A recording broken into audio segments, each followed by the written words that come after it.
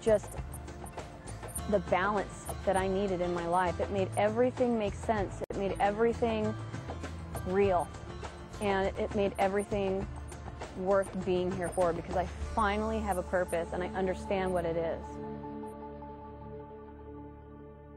We don't always have the opportunity to meet people that we essentially need to meet in order to understand them. So I started going to mosque in order to really get close to the people and understand them. And the more I got involved in the mosque, the more the women just surrounded me and took me in, and they've really shown me the kindness that is Islam. I never, ever, ever, ever, ever in my life would have ever thought that I'd become a Muslim. Ever. Never, ever. My perception of them was so misconceived that I didn't like them, because I believed media and I thought that they were bad, and never in a million years would I have thought that one day I'd be one of them. But now that I am so proud. I am so happy. I want to wear hijab because I want people to know that I'm Muslim. Even if they hate me, I don't care. I want to show them that Allah exists in any kind of person, not just Middle Eastern.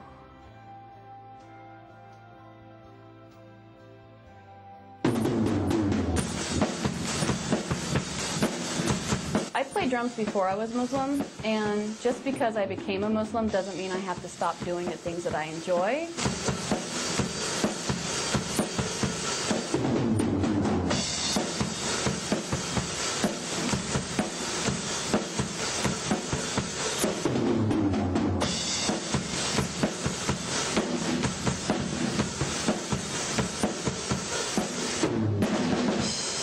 I do a lot of sports.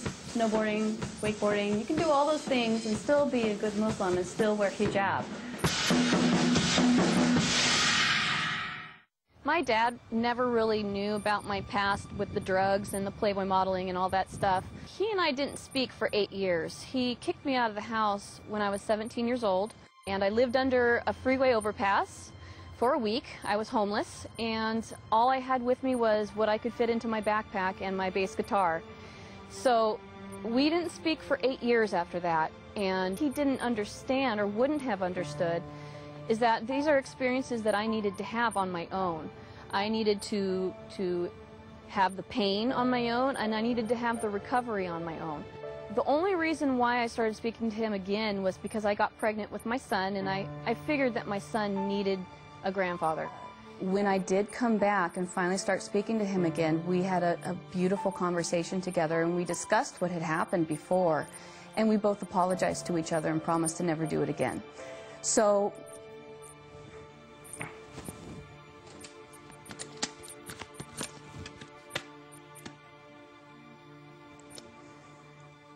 this is my daddy, and he's my best friend in the whole wide world. And that's something I never thought was going to happen. But now that it has, I love him so much.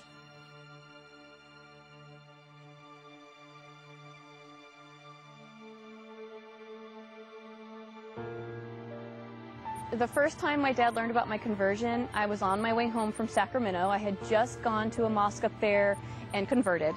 And I was driving home, and I was too afraid to call him because I knew he was going to be really mad.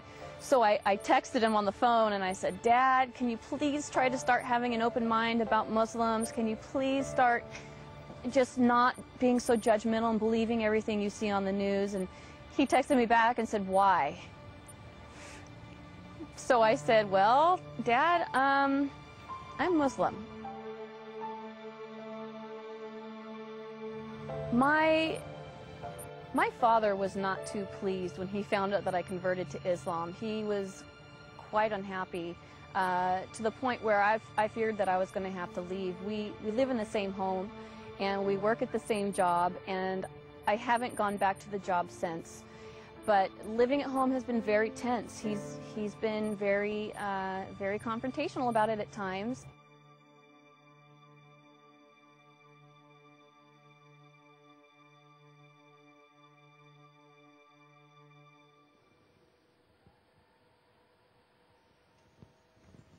Wow.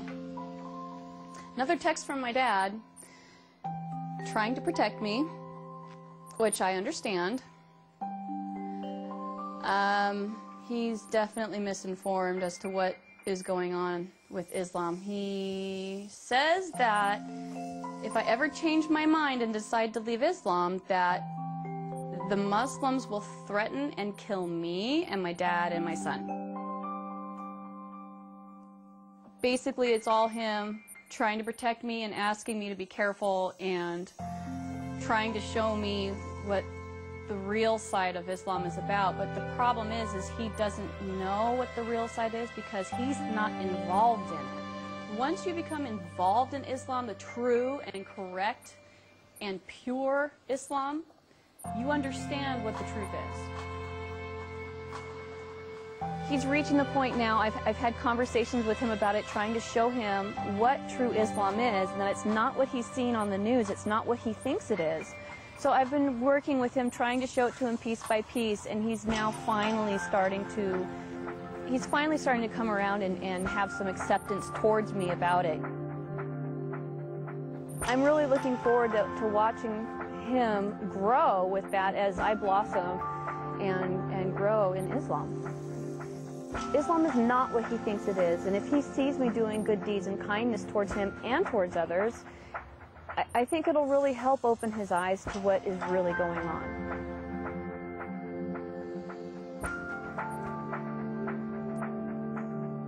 I think the biggest thing that I pray for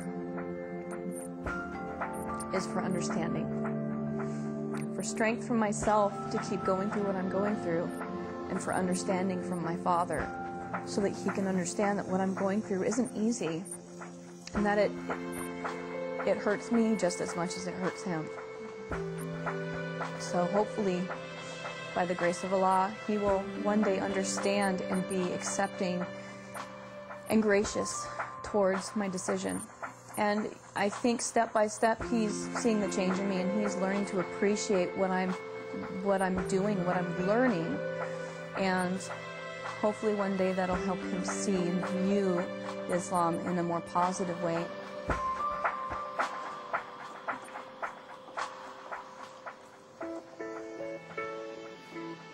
Being an American, there are a lot of things Americans do that don't coincide with Islam, and I've basically had to really learn what is halal and what is haram.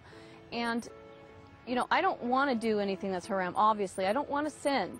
So it's very important to me to find out what these things are. I don't know what all of them are yet. I've only been in this a week and a half, and there are a lot of things that I'm still learning.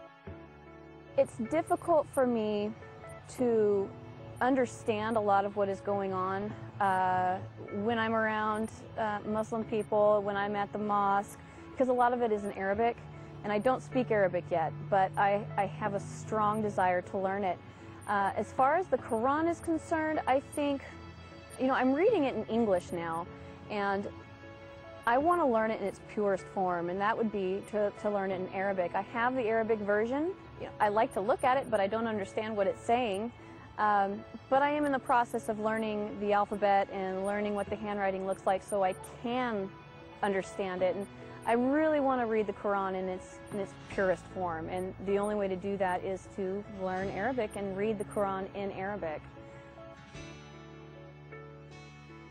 So it's only my first week and a half of being Muslim, so I obviously don't know any Arabic yet. And you know, I try to read the Quran, and I have the translation. I have it in Arabic. I have it in the Arabic written language for Americans, and then I also have it in English. So pretty much the only thing I really know how to say in Arabic that I can recognize and understand is in the name of Allah, most gracious, most merciful, which is Bismillahir Rahmanir Rahim. Other than that, I'm learning.